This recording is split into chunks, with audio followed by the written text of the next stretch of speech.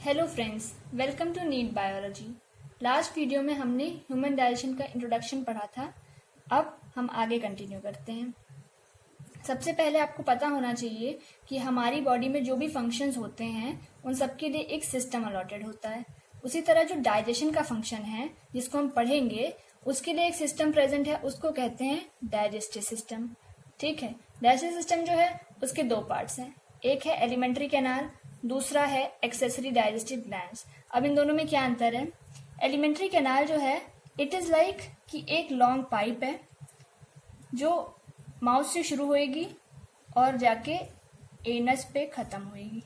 ठीक है, माउथ से शुरू हुई, एनस पे खत्म हुई, बीच बीच के अंदर ये कहीं ट्विस्ट हुई, कहीं टर्न हुई, कहीं थोड़ी स्वेल हुई, कहीं जो भी हुआ, लेकिन रहेगी एक ही पाइप। इसलिए इसे क्या कहा गया? Alimentary canal.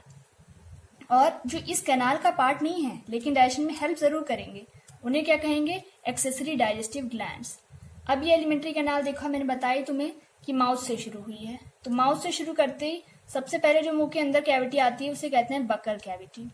बकल कैविटी के बाद दूसरा जो आगे बढ़ के एक पाइप बनती है, उस पाइप को हम कहते हैं ईसोफेगस। ईसोफेगस जो है वो ही थोड़ी स्वेल हो जाती है, थोड़ी चौड़ी हो जाती है, तो उसे क्या बना देती है? वो बना देती है स्टमक। स्टमक के बाद लास्ट पार्ट क्या है? इंटेस्टाइन्स हैं। ये इंपॉर्टेंट है, सारा मेजर डाइजेशन जो है इंटेस्टाइन्स में ही होता है हमारी। एक स्मॉल इंटेस्टाइन होती है और एक होती है लार्ज इंटेस्टाइन। अब स्मॉल इंटेस्टाइन के तीन पार्ट्स हैं, डुओडेनम, जजनम, इलियम। और उसी तरह लार्ज इंटेस्टाइन के भी तीन पार्ट्स हैं, caecum, colon, rectum.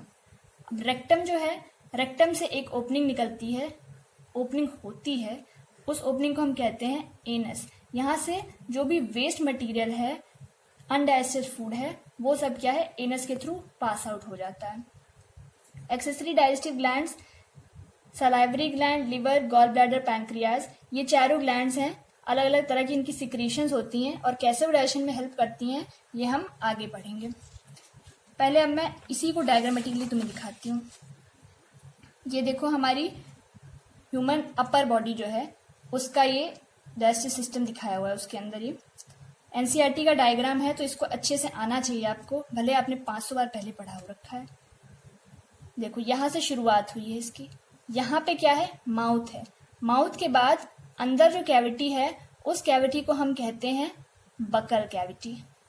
Buccal cavity जो होती है वो आगे लीड करके एक पाइप से स्ट्रक्चर में बनती है, उसे कहते हैं ईसोफेगस या फिर फूड पाइप। अब ये मैं देखो, ये क्या है? ये जो है ये कोई हमारे डाइजेस्टिव सिस्टम या एलिमेंट्री कैनाल का पार्ट नहीं है, लेकिन ये बहुत इंपॉर्टेंट पार्ट है। इसे कहते हैं डायाफ्राम। डायाफ्राम क्या करता है? हमारी बॉडी जो है उसका दो कैविटीज जो हैं उन दो कैविटीज को सेपरेट करता है। अब कौन सी दो कैविटीज हैं ये? ऊपर है थोरैसिक कैविटी या फिर थॉरिक्स, और नीचे जो है वो है एब्डोमिनल कैविटी। इन दोनों को सेपरेशन का काम क्या है? डायाफ्राम का है। डायाफ्राम का आगे रोल हम पढ़ेंगे रेस्पिरेशन वाले चैप्टर के अंदर, और क्या होता है वो भी पढ़ेंगे। फिलहाल ईसोफेगस जो है वो लीड करती है एक बैग लाइक स्ट्रक्चर, इसको कहते हैं स्टमक। अब स्टमक से आगे चल के हमारी आती है स्मॉल इंटेस्टाइन। स्मॉल इंटेस्टाइन के तीन पार्ट्स होते हैं। सबसे पहला जो छोटा पार्ट है जो स्टमक से डायरेक्टली स्मॉल इंटेस्टाइन में लीड करा, जो पहला पार्ट है वो पार्ट है स्मॉल इंटेस्टाइन का डुओडेनम। डुओडेनम के बाद जो मिडल पोर्शन है, उस मिडल पोर्शन को हमने क्या कहा? उस मिडल पोर्शन को हमने कहा जजनम। और लास्ट का जो हाईली कॉइल्ड पार्ट होता है, उस हाईली कॉइल्ड पार्ट को हमने कहा इलियम। हाईली कॉइल्ड पार्ट जो है ये एनसीईआरटी की वर्डिंग्स हैं, आपको एज इट इज याद होनी चाहिए, आपको हेल्प मिलेगी इससे नीट में काफी। उसके बाद दूसरी लार्ज इंटेस्टाइन जो है उसके भी तीन पार्ट्स हैं। सबसे पहले जो है ब्लाइंड सैक जो है जिसे हम कहते हैं, और ये पूरा जो स्ट्रक्चर है इसे हम क्या कहते हैं? इसे हम कहते हैं सीकम। सीकम के बाद आता है कोलन। कोलन जो है ऊपर की तरफ जो जा रहा है उसे कहते हैं असेंडिंग कोलन। ऐसे आड़ा तिरछा जो है इसे कहते हैं ट्रांसवर्स कोलन। नीचे की तरफ जो आ रहा है उसे कहेंगे डिसेंडिंग कोलन। लास्ट का पोर्शन कई जगह दिखाया जाता है सिग्मॉइड कोलन, लेकिन उसकी हमें ज़रूरत नहीं है। और लास्ट में ये जो बैग है इसको हम कहते हैं रेक्टम। ये एक दूसरे से चीज़ें एक के बाद अगले में लीड करती हैं। अब सीकम का ही एक और पार्ट होती है, उसे हम कहते हैं अपेंडिक्स। वैसे तो ये वेस्टिजियल ऑर्गन है, यानी इसका फंक्शन हमारी बॉडी के अंदर कोई नहीं है फिलहाल, पहले हुआ करता था, लेकिन ये है हमारी बॉडी में अभी भी। इसे वर्मीफॉर्म अपेंडिक्स या फिर सिर्फ अपेंडिक्स कहा जाता है। ये हैं 3 पैरोटिड ग्लैंड, सबमैक्सिलरी, सबमैंडिबुलर और सबलिंगुअल। ये 3 ग्लैंड्स हैं, ये सलाइवरी ग्लैंड्स हैं। इनके बारे में अभी मैं नहीं बताऊंगी, इनको अच्छे से बताऊंगी पूरा डिटेल में, सिर्फ सलाइवरी ग्लैंड्स। नेक्स्ट टॉपिक है माउथ एंड बकोफेरेंजियल कैविटी, जो हमारा पहला पार्ट था डाइजेस्टिव सिस्टम में एलिमेंट्री कैनाल में। माउथ क्या है, सबको पता है कि एक हॉरिजॉन्टल स्लिट लाइक अपर्चर है। अपर्चर यानी ओपनिंग है, तो स्लिट लाइक ओपनिंग जो है ये वाली जो होंठों के बीच होती है, इसे हम कहते हैं माउथ। माउथ के अंदर एक कैविटी लीड होती है, वो कैविटी को हम क्या कहते हैं, बकल कैविटी कहते हैं। अब आपको लगेगा कि ओरल कैविटी भी कहते हैं, पर ओरल कैविटी और बकल कैविटी में एक थोड़ा सा माइन्यूट सा अंतर है कि बकल कैविटी जो है उसका एक पार्ट है ओरल कैविटी, क्योंकि मुंह के अंदर आप देखो एक और पोर्शन होता है, उसे कहते हैं वेस्टिब्यूल। वेस्टिब्यूल क्या होता है, वेस्टिब्यूल क्या होता है, वेस्टिब्यूल होती है आपके गम्स और चीक्स, उनके बीच की जो स्पेस होती है जहां पर फूड जो है वो टेम्पररी स्टोर हो सकता है, उसको हम कहते हैं वेस्टिब्यूल। अब गम्स क्या होते हैं, गम्स होते हैं हमारे जबड़े, और चीक क्या होता है, चीक होता है हमारा गाल। तो जब आप दांत बंद करके अगर आप अपनी जीभ ऐसे बाहर को फिराओ दांत के ऊपर, जो रीजन जिस स्पेस के अंदर आपने अपनी जीभ घुमाई ना, उसी को कहते हैं वेस्टिब्यूल। इसको अगर आपने कभी किसी को टोबैको खाते देखा हो तो देखा हो कि वो वहां पे रखते हैं टोबैको को, इसीलिए इसका दूसरा नाम क्या है, इसका दूसरा नाम है टोबैको चेम्बर। तो जब मुंह खुलता है तो सबसे पहले ओरल कैविटी से पहले आता है वेस्टिब्यूल। अब जब दांत खोलोगे ना, जो दांत दोनों सटाए थे उन्हें खोलोगे, तो अंदर जो कैविटी आएगी वो आएगी ओरल कैविटी। तो अब समझ आया कि ओरल कैविटी और बकल कैविटी का क्या अंतर है। अब हम इसी ओरल कैविटी को पढ़ेंगे। यहां से देखो, इसमें तो ये देखो, ये है आपका माउथ, ठीक है, इसको मेरे हिसाब से मार्क करने की जरूरत नहीं है। ये है माउथ। माउथ से अंदर की तरफ देखो, ये मैंने बना रखा है, मैक्सिलरी और मैंडिबुलर बोन है ये दोनों, और ये टीथ है, ठीक है। इसके आगे का ये जो रीजन है ये क्या कहलाता है, वेस्टिब्यूल कहलाता है। और इसके पीछे ये पूरी जो कैविटी है इसको हम कहते हैं ओरल कैविटी। अब इतनी तो ये ओरल कैविटी है, इसके ऊपर की ये जो कैविटी दिख रही है ये है नेजल कैविटी। अब जैसे डायफ्राम बताया था ना, 2 पार्ट्स को, 2 कैविटीज को डिवाइड करने वाला, वैसे ये स्ट्रक्चर जो है, ये स्ट्रक्चर जो है ये नेजल कैविटी और ओरल कैविटी को सेपरेट करता है। इस स्ट्रक्चर का क्या नाम है, इस पूरे स्ट्रक्चर का नाम, ये यहां से लेके यहां तक जो है इसको हम कहते हैं पैलेट। अब पैलेट से शुरुआत करते हैं ओरल कैविटी पढ़ने की। पैलेट जो है दो टाइप के पैलेट होते हैं। आगे वाला जो ये पैलेट दिख रहा है आपको, इसे हम कहते हैं हार्ड पैलेट, और उसके पीछे जो पोर्शन है जो थोड़ा सॉफ्ट होता है इसे कहते हैं सॉफ्ट पैलेट।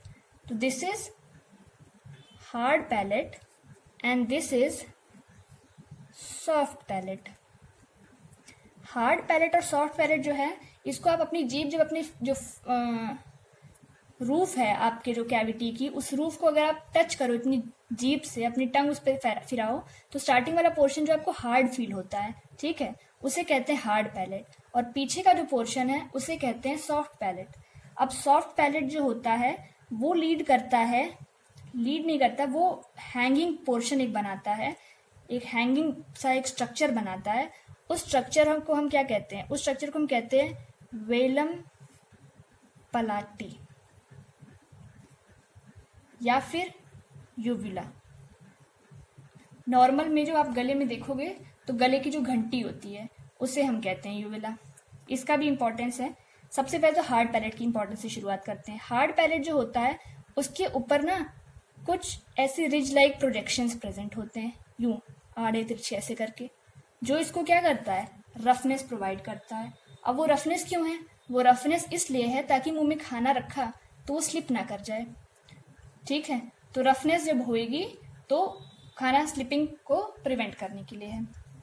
उसके बाद सॉफ्ट पैलेट जो है वो कंपैरेटिवली हार्ड पैलेट से सॉफ्ट होएगा, और ये इसका फंक्शन आता है स्पीच के अंदर, स्वेलोइंग के अंदर भी आता है, स्पीच के अंदर भी आता है, ठीक है। हार्ड पैलेट के बारे में एक दो बातें और बता दूं कि हार्ड पैलेट जो है वो कार्निवोर जो एनिमल्स होते हैं उनका ह्यूमन से भी स्ट्रांग होता है। क्यों होता है, बिकॉज उनको जो प्रे जो होता है उसको कैप्चर करके रखना है। अब शेर खाने चला डियर को और डियर ही फिसल गया तो कैसे चलेगा, तो इसलिए हार्ड पैलेट जो होता है उसका स्ट्रांग होता है। अब सॉफ्ट पैलेट का फंक्शन बता दिया। लास्ट जो है ये घंटी जिसे कहते हैं या फिर यूविला जिसे हम कहते हैं या वेलम पैलेटी कहते हैं, इसका फंक्शन क्या है। इसका फंक्शन के लिए पहले तुम्हें एक और लेबलिंग बताऊं। ये नाक है, नाक की जो ओपनिंग होती है उसे हम क्या कहते हैं, नॉस्ट्रिल कहते हैं। दो नॉस्ट्रिल्स होते हैं हमारे।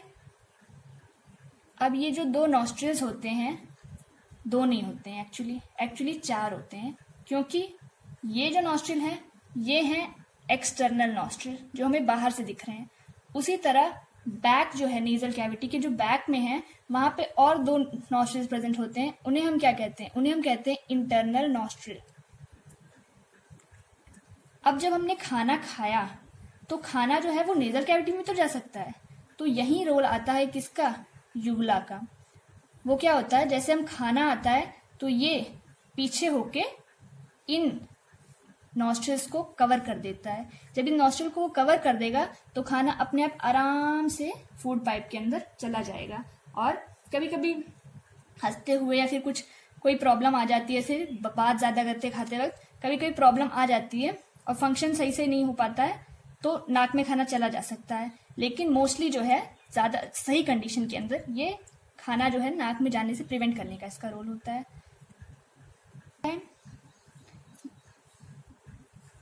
ये है मैक्सिला बोन और ये क्या है, मैंडिबल है।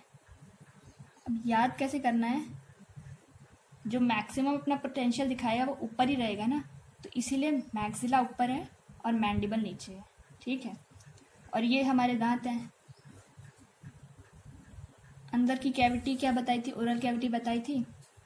ये रगे मैंने मार्क नहीं करे हैं, इनको हम कहते हैं पैलेटाइन रगे या पैलेटाइन रूगे। अब नेक्स्ट जो है, नेक्स्ट स्ट्रक्चर ये है, आपको पहचान में आ गई होगी, ये नेक्स्ट स्ट्रक्चर इज टंग, ठीक है। टंग को हम डिटेल में पढ़ेंगे, पर फिलहाल आप देखो टंग जो होती है एक मस्कुलर स्ट्रक्चर है, ठीक है। ये आगे वाला पोर्शन जो होता है इसका वो फ्री होता है, पीछे वाला पोर्शन जो होता है वो अटैच होता है एक बोन से। ये बोन का नाम होता है हायोइड बोन। हायोइड बोन जो है आपकी बॉडी की इकलौती ऐसी बोन है जिसका किसी अलग बोन से कोई जॉइंट नहीं है, तो हायोइड बोन हो गई, फ्री बोन कहते हैं इसलिए इसको। तो हायोइड बोन से जुड़ा होता है पीछे से टंग और आगे से फ्री होता है, लेकिन फ्लोर जो है ये फ्लोर है, ये रूफ है। फ्लोर ऑफ ओरल कैविटी से अटैच होता है टंग एक इस स्ट्रक्चर से। इस स्ट्रक्चर का नाम है फ्रेन्यूलम लिंगुआ।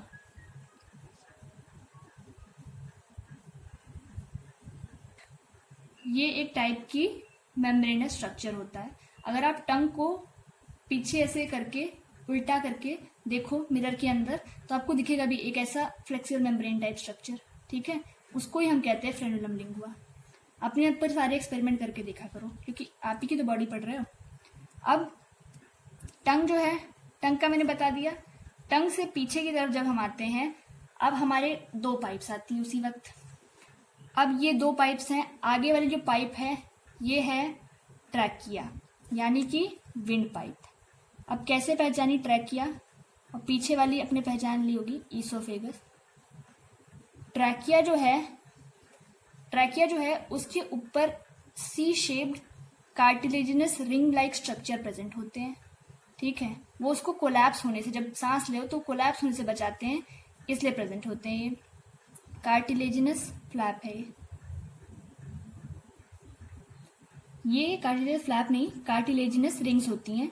ऐसी 16 से 20 पूरी लेंथ जो है ना ट्रैकिया की, ऐसी पाइप चलती रहेगी, उस पे सी शेप ऐसे करके, जैसे ये बीच में से पाइप जा रही है तो उस पाइप से ऐसे ऐसे करके अटैच होती हैं सारी, ठीक है। उसे हम क्या कहते हैं, कार्टिलेजिनस रिंग्स कहते हैं। वो उसको कोलैप्स होने से बचाती है। और दूसरी चीज क्या है, दूसरी है ट्रैकिया के ऊपर एक कार्टिलेज का ही बना एक बॉक्स होता है बड़ा सा। ये बॉक्स जो है, इस बॉक्स को हम कहते हैं वॉइस बॉक्स या फिर लैरिंग्स। लैरिंग्स के बारे में डिटेल में पढ़ाया जाएगा रेस्पिरेशन के अंदर। लेकिन लैरिंग्स का एक पार्ट है, ये अभी बताना पड़ेगा। वो पार्ट होता है, उस पार्ट को हम क्या कहते हैं, उसे हम कहते हैं एपिग्लॉटिस। एपिग्लॉटिस क्यों? अब एपिग्लॉटिस इसलिए क्योंकि ट्रैकिया की जो ओपनिंग होती है उसको हम कहते हैं ग्लॉटिस।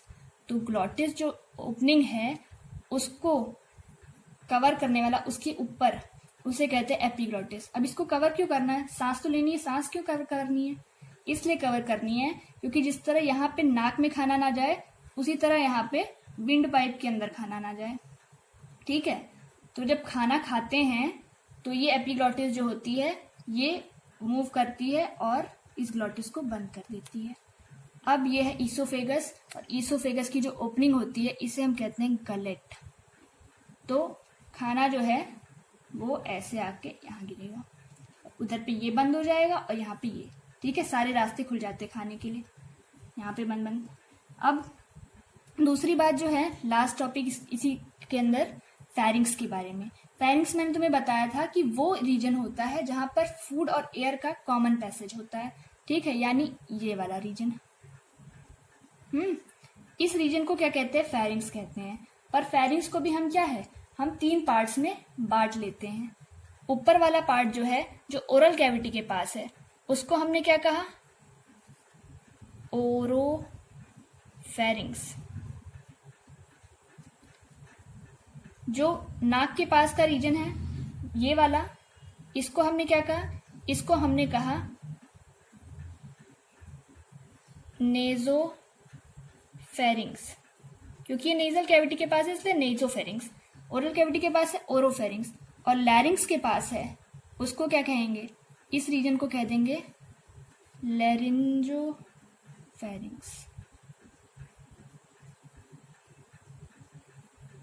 तो आपको पूरा ही समझ आया कि 3 फेरिंग्स समझ आए।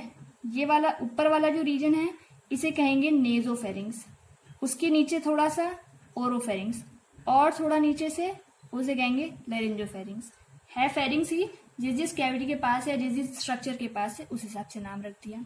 तो ये पूरा का पूरा, ये खिचड़ी जो बन गई है पूरी, ये खिचड़ी आपको अच्छे से समझ आनी चाहिए, और आप इसको खुद बना के प्रैक्टिस करो तो आपको और अच्छे से समझ आएगी। अब नेक्स्ट स्ट्रक्चर जो हमें पढ़ना है वो है टंग। टंग जो है हम उसका डॉर्सल सरफेस पढ़ेंगे।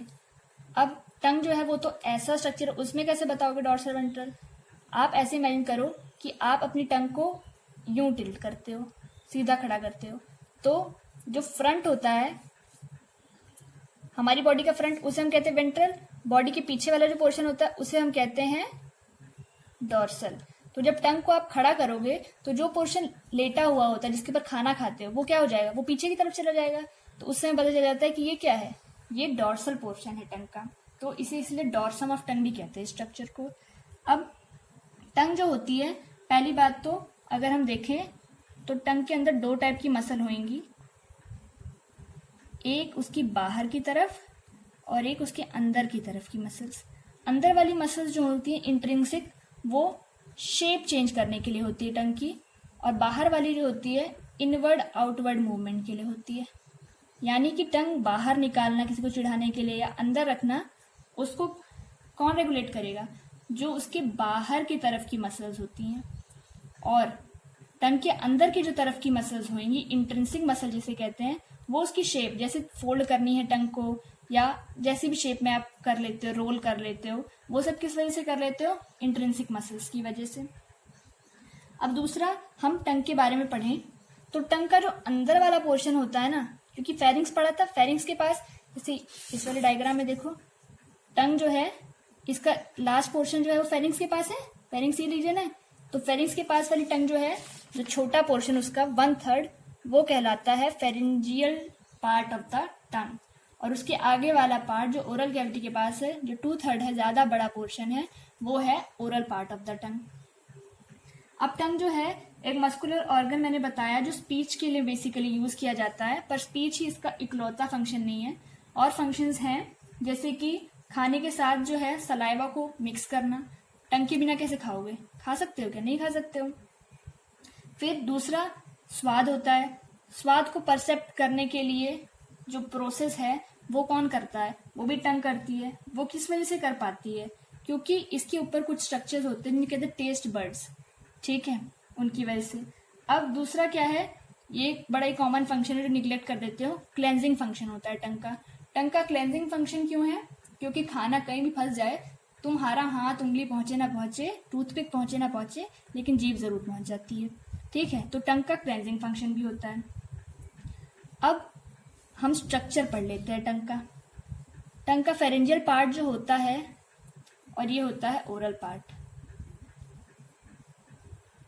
अब ये दोनों पार्ट को सेपरेट करने के लिए एक ये लाइन होती है एक प्रकार की।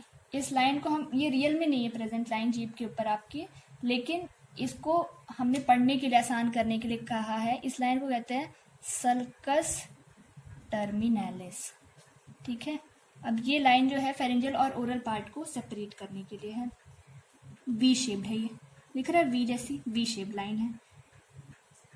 अब दूसरी बात है कि जो पीछे के पोर्शन है, यहाँ पे एक स्ट्रक्चर प्रेजेंट होता है, उसको हम कहते हैं लिंगुअल टॉन्सिल। टॉन्सिल हो जाते हैं गले में, कहते हैं टॉन्सिल हो गया, टॉन्सिल हो गया। टॉन्सिल क्या होता है? टॉन्सिल होता है, जो टॉन्सिल्स है ना, ये लिंगुअल टॉन्सिल्स, इनका अंदर अगर बैक्टीरियल इन्फेक्शन हो जाता है उसको कहते हैं टॉन्सिलाइटिस कहते हैं एक्चुअली, कि टॉन्सिल्स की स्वेलिंग्स हो जाती हैं। क्यों हो जाती है इसकी स्वेलिंग? क्योंकि टॉन्सिल जो है ये एक टाइप के ना लिम्फॉइड ऑर्गन है, सेकेंडरी लिम्फॉइड ऑर्गन होते हैं, और इनका काम क्या है? डिफेंस मैकेनिज्म है। तो जो लड़ेगा वही तो जख्मी होएगा। तो सबसे ज्यादा इन्फेक्शन क्या होता है? हमारे मुंह से सबसे ज्यादा प्रोमिनेंट है कि कोई भी इन्फेक्शन आएगा तो सबसे पहले सबसे ज्यादा प्रॉब्लम होती है, जिससे सबसे ज्यादा जख्मी होते हैं वो कौन से होते हैं? लिंगुअल टॉन्सिल होता है। इसीलिए गले में टॉन्सिलाइटिस की प्रॉब्लम होती है और इन्हीं के इन्फेक्शन की वजह से हो जाता है, ठीक है। ये पीछे की पोर्शन में हो गए lingual tonsils, secondary lymphoid organ, defence में इनका काम है। आगे वाले पोर्शन के ऊपर कुछ अलग स्ट्रक्चर्स दिख रहे हैं, देखो पूरे टंग के ऊपर दिख रहे हैं। ये क्या है? ये कहलाते हैं पेपिले। पेपिले क्या है? पेपिले प्रोजेक्शंस होते हैं टंग के ऊपर। इन पेपिले जो होते हैं, अभी 3 टाइप के पेपिले होते हैं। जो पीछे के साइड पे जो है सर्कस टर्मिनालिस के एकदम लाइन में ऐसे, इनको हम क्या कहते हैं? इनको हम कहते हैं सर्कमवेले पेपिले। ये इनका नंबर क्या होता है? इनका नंबर होता है 8 से 12, उतने ही हैं, गिन भी लो चाहे, पर 8 से 12 नंबर में होते हैं ये। इनकी शेप कैसी होती है? इनकी शेप होती है सर्कुलर, राउंड सी, बड़े से होंगे, ठीक है। इनके ऊपर टेस्ट बर्ड जो होते हैं वो प्रेजेंट होते हैं। दूसरे जो हैं, जो आपको दिख रहे हैं ये लाल रंग में, इन्हें हम कहते हैं फंजीफॉर्म पेपिले। अब ये फंजीफॉर्म पेपिले क्यों कहते हैं? फंजाई जो है उसमें आपको पता है मशरूम एक होती है, ये तो सर्कमवेले पेपिले हैं, मशरूम जैसे दिखने वाले हैं। ये एक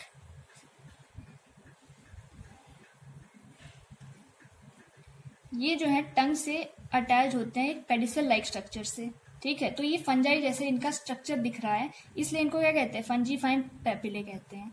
और तीसरा जो है जो आपको दिख रहा होगा ये ऐसा, इसे कहते हैं कोनिकल पेपिले।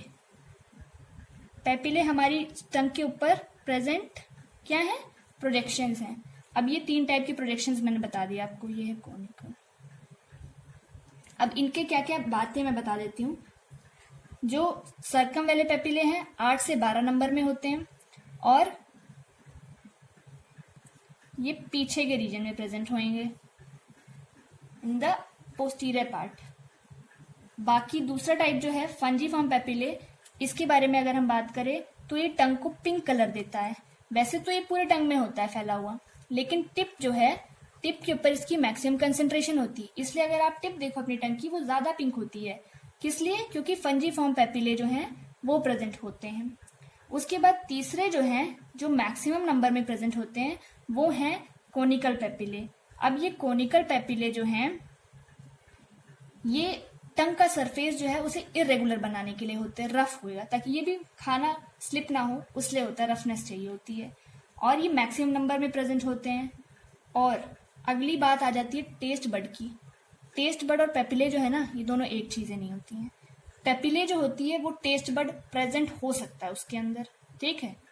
जैसे बकल कैविटी के अंदर ओरल कैविटी प्रेजेंट होती है ना, वैसे पेपिले के ऊपर टेस्ट बड प्रेजेंट होते हैं। अब ये टेस्ट बड तीनों टाइप के पेपिले पे प्रेजेंट नहीं होते हैं। सर्कम वेले के ऊपर टेस्ट बड प्रेजेंट रहेगा, फंजीफॉर्म के ऊपर टेस्ट बड प्रेजेंट रहेगा, लेकिन कोनिकल जो है इसके ऊपर टेस्ट बड्स प्रेजेंट नहीं होंगे, ठीक है। तो ये टंग का जो फंक्शन है, कोई भी खाने को चखने का, पहचानने का, स्वाद बताने का, वो किस वजह से होता है, टेस्ट बड्स होता है, और वो टेस्ट बड्स पेपिले के ऊपर प्रेजेंट होते हैं। तो आपको अभी तक पूरा टंग का सब समझ आ गया होगा। तो यहीं पे अपना ये वीडियो अभी बंद करते हैं, आगे मैं नेक्स्ट वीडियो में बताऊंगी। Thank you for watching. और आपको समझ आए तो लाइक कीजिए, और नहीं समझ आए तो आप कमेंट बॉक्स में लिख के बताइए, और डिसलाइक करने का भी पूरा हक है।